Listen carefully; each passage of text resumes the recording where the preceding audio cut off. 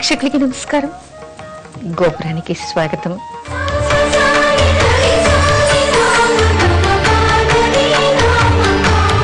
తల స్నానం చేయకుండా దీపారాధన చేయకూడదా? ఈ మధ్యన చాలా మందికి ప్రేక్షకులకి వస్తున్నటువంటి సందేహం ఇది.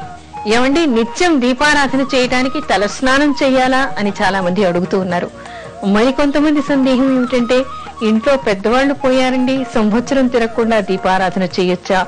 దేవుడి గదిని మూసేశాం అంటే దేవుడి గదిని మూసేయటమో, దేవుడి అల్మారాని మూసేయటమో, లేకపోతే సంవత్సరం పాటు పూజలు మానేయటమో వాళ్ళు చేస్తూ ఉన్నారు.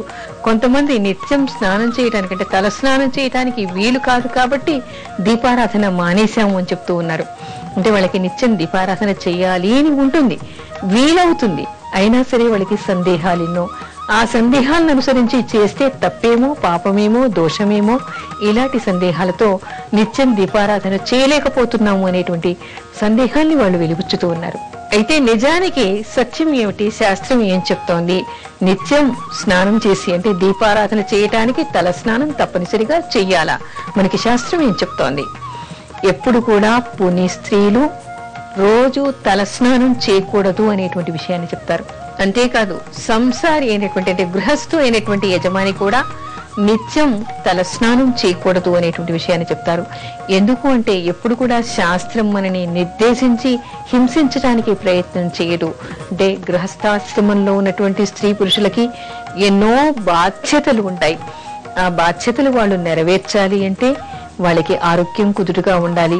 అలా ఆరోగ్యం కుదురుగా ఉండాలంటే నిత్యం తలస్నానాలు చేయటం వల్ల జలుబులు, రొంపలు, దాని ద్వారా జ్వరాలు, తలనొప్పులు వచ్చి వాళ్ళు నిత్యం వాళ్ళు నిర్వహించేటువంటి బాధ్యతల్ని సక్రమంగా నిర్వర్తించేటువంటి అవకాశం వాళ్ళకి పోతుంది.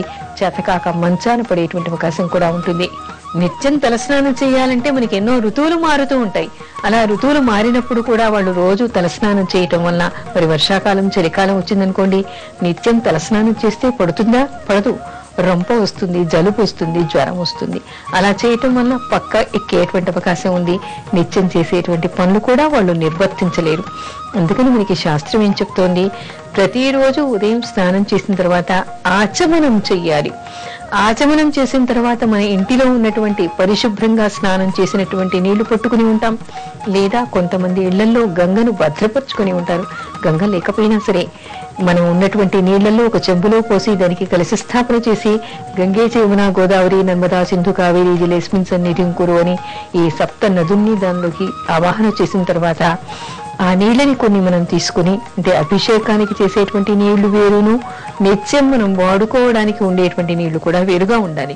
అలా ఉన్నప్పుడు ఒక పాత్రలోకి నీళ్లు తీసుకొని అపవిత్ర పవిత్రో వా సర్వావస్థాంగతోపి వా యస్మరేత్ పుండరీకాక్షం పుండరీకాక్షం పుండరీకాక్షం సభాభ్యంతర శుచి అంటారు. అంటే ఏమిటి?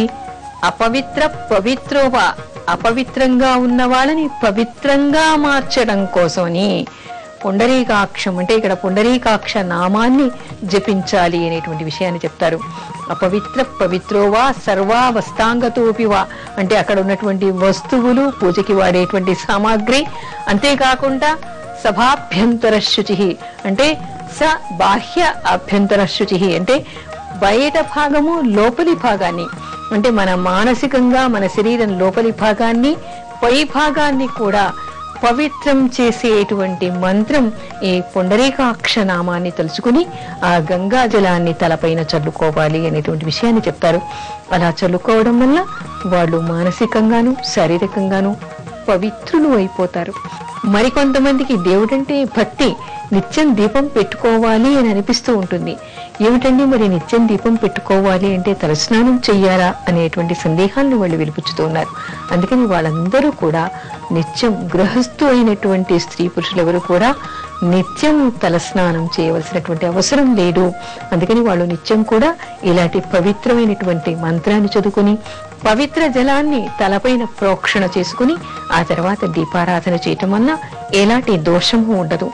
అంతేకాదు తల్లి కానీ తండ్రి కానీ ఇంట్లో ఎవరైనా పెద్దవాళ్ళు మరణించినప్పుడు కూడా సంవత్సర కాలాన్ని వీళ్ళు దీపారాధన మానేస్తూ ఉన్నారు. కానీ నిత్యార్చనలు, నిత్య దీపారాధనని మానేయకూడదు అని మనకి శాస్త్రం చెప్తోంది. నిజానికి ఏమిటంటే 12వ రోజే శుద్ధి పుణ్యవాచనం జరిగిన తర్వాత అక్కడ బ్రాహ్మడు ఏం చేస్తాడంటే దీపారాధన చేయించి మాత్రమే అక్కడి నుంచి కదులుతాడు. అంటే దీపారాధన అక్కడే వీళ్ళు ప్రారంభిస్తారు. కాబట్టి నిత్యార్చన చేసుకోవడానికి విగ్రహాలు కానీ పటాలు కానీ ఉన్నటువంటి వాళ్ళు పెద్దలు మరణించిన సంవత్సరంలో కూడా నిత్యం దీపారాధన చేసుకోవచ్చు. వాళ్ళకి కూడా అది దోషము కాదు. ఒకవేళ నిత్యం చేసేటువంటి పద్ధతి ఉండి వాళ్ళు మానుకోవడమే అది దోషమవుతుంది అనేటువంటి విషయాన్ని కూడా వాళ్ళు తెలుసుకోవాలి. అందుకని నిత్యం దీపారాధన చేయడానికి గృహస్థాశ్రమంలో ఉన్నటువంటి వాళ్ళు కొన్ని ప్రత్యేకమైనటువంటి దివసాల్లో, పర్వటి రోజుల్లో, పండగ రోజుల్లో, ప్రత్యేక సందర్భాల్లో, దీక్షా సమయాల్లో తప్పించి నిత్యం తలస్నానం చేయవలసినటువంటి అవసరం లేదు. దీపారాధనకి ఇది అడ్డంకు కాదు అనేటువంటి విషయాన్ని కూడా గ్రహించాలి.